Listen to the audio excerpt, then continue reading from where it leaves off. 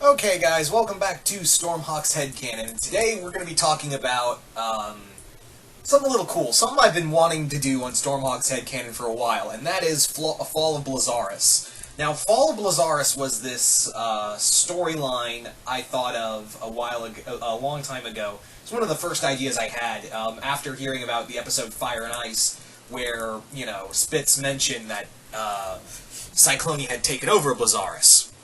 So this was the. So this is the story. This is the backstory of Blizzaris falling to the Cyclonians. This is my interpretation of that story.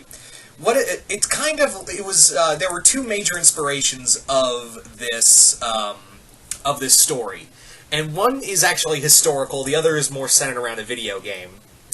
So for video game wise, the inspiration from it came from Halo Fall of Reach, or Halo Reach, and that was the idea I had of just this planet area just being totally run over, and the forces trying desperately to fight back against them. The other idea is actually historical, and that is during World War II, the Battle of Britain, and how this little island had to fight an entire empire to keep itself safe. Though granted, Britain was still an empire, but whatever. It focused on the island. Whatever. Anyway, so those were the two main inspirations for this. So this story takes place long before Susie Lou and everyone packed up and left to a little Terra to become New Blizzaris. This is actually a time when Susie Lou herself is not even in command of the Sky Knights. In fact, Susie Lou is a princess. Yeah, if you guys don't remember, in my Stormhawk's headcanon, I talked about how, in my headcanon, Susie Lou is a ruler. She is of royal blood, and she has the title of, in my Stormhawk's headcanon, known as Grand Matriarch. She is essentially the queen of the Blizzarians, but right now she is the princess of the Blizzarians. But she doesn't really keep up to that whole, she walks around, it's not like, oh, she's hiding in plain sight that she's the princess. No, everyone knows that she's the princess, but no one is really like, oh, hi, your highness, or whatever. They're all like, oh, hey, Susie Lou. No one's really like, oh, your majesty, and what have you. And Susie Lou's like, I'm just one of the guys, I'm just here. And she's actually joined the Sky Knights. And that's really she's joined the Absolute Zeros, and that's put a lot of people, on edge because she's royalty, and, what if she gets killed? And her mother is actually her mother and her grandmother are both kind of against it. Her grandmother's actually in charge, and her grandmother are like, no, you cannot be a Sky Knight, Susie Lou, there's no way. If you die, then the line of Grand Matriarchs dies. So you can't be this. But her mother kind of persuades her grandmother to let her join because it's like, it's Blizzaris. What's going to happen? There's no way no one's going to be stupid enough to attack us. Well, that person being Cyclonus, and this is actually Cyclonus. Now she's getting into her. She's now, this is her first big campaign. This is, her proving ground after seceding the throne from her grandmother.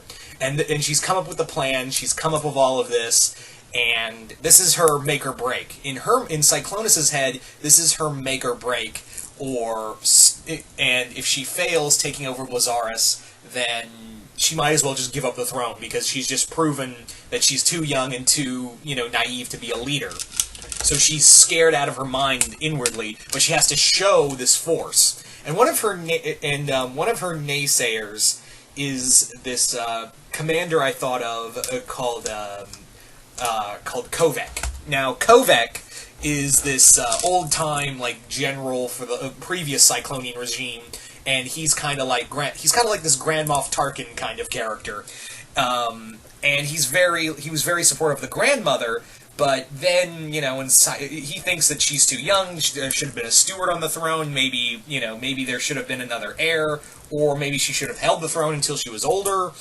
So this is, he'll still serve her, but he's very, like, criticizing of her, especially, like, some of her ideas for trying to attack Blizzaris. Because Blizzaris is this very, like, inhospitable environment on that Terra.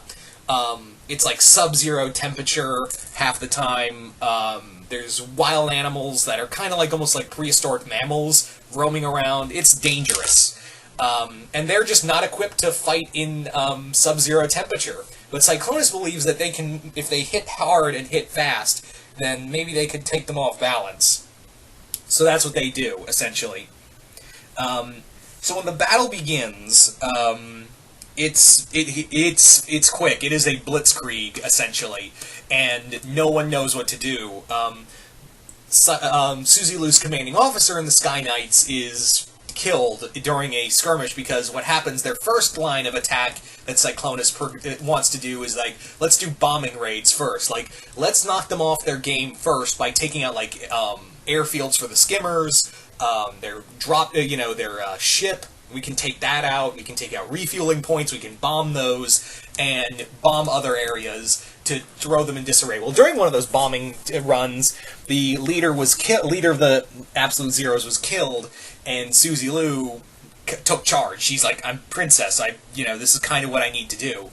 So she mounts a counteroffensive when ground troops start coming in, and Cyclonus goes in because her whole thing is that she has to show that she can lead the troops. 2, she has to make a point because she has to be the one to take out the Queen of Blizzaris. She has to take out the Grand Matriarch. She wants to be the one to do it, to be like, I'm here, this is me, I am the new age, I am the new dawn, I am the new Cyclonus, fear me, you fuckers. And that's what her whole goal is that we're basically, the whole story was, you follow, on one side, Susie Lou trying to keep the Cyclonians from taking over Blizzaris, while Cyclonus is trying to prove herself to her people and take out Susie Lou's grandmother, which she does. If you guys remember, also in my Stormhawk's headcanon for Blizzaris, is that the Blizzard Crystal is like a gift from their goddess, and Cyclonus wants to take that, and she wants to take that and use it against them, and then destroy it and really break their spirit, like just morally destroy them. However, Cyclonus takes on both Susie Lou's grandmother and mother, kills them both, and Susie Lou is unable to stop them because her grandmother gave her as one last order as his queen and grandmother, is like, Blizzaris can't be saved. There's no way of saving us at this point. You need, Blizzaris isn't a Terra, it's a people. And you need to get them somewhere safe. You are Grand Matriarch now. You are the Grand Matriarch. So, both her mother and her grandmother stay with what little army they have left to hold the line, to keep the Cyclonians at bay while they try to save as many civilians as they can. So that's how the story ends, is that them escaping, and Cyclonus proves herself, even though Dark Ace brings up a point of, they kind of got away, a lot of them got away, and she's like, so, we'll get them later, there's nowhere they can run. Literally, we're going to win. I just proved that if we can take Blizzaris, one of the most hostile environments in Atmos, then we can take over any Terra. They think I'm a god now. I've proven that I can be the Master Cyclonus. That was the whole point of this. Not to just take over a Terra, but to prove I am Master Cyclonus. So that was the whole idea for the story, is that it was more or less proving ground.